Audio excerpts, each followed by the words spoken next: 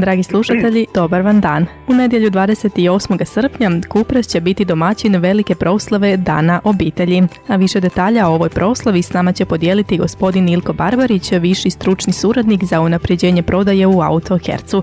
Gospodine Barbarić, prije svega dobar vam dan i dobro nam došli.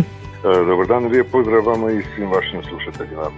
Pa evo, kažite nam što sve pripremate za ovaj divni događaj na Kupresu. Pa evo, praktički Kupres je postao jedno središnje mjesto okupljanja ljudi koji na sebi svoj se način žele doživjeti nešto posebno ovim ljetnim danima na bazi tradicionalnoga, na bazi nečega lijepoga, na kraju krajeva i korisnoga prije svega, kad je u pitanju odnos prije svega između ljudi, kulturni doživljaj i za svega. Ono što je važno je da ljudi koji su organizatori ove manifestacije prošle godine je središnja točka cijele priče bila ovako poprilično maštovito okupljanje 1000 Ivana na osnovu jedne mitske pjesme koju već manje više ljudi znaju.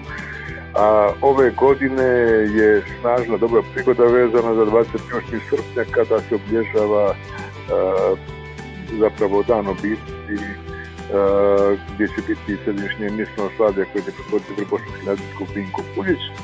A s druge strane i tu je, kao što smo mogli vidjeti, bogat kulturni zabavni program, cijeli niz nekih finih događaja koji upućuju na promociju vrijednosti kulturne, povijesne, na kraju krajeva i prirodne baštine Kupresa.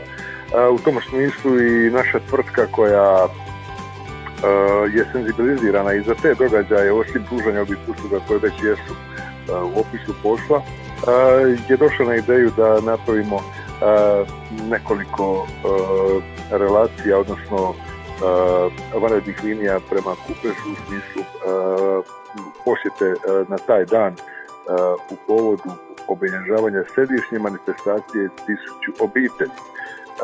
To je dobra prigoda da se ljudi nađu na tom mjestu i obiteljski na kraju krajeva i u tom smislu Autoherc je osmislio, kažem, te dvije linije koje polaze toga 28. srpnja ujutro u 7 sati iz Mostara i povratak je u 18 sati polazak autobusa, dakle sa zapadnog kolodvora, i iz Čapljine također u 7 sati ujutro, povratak u 18 sati.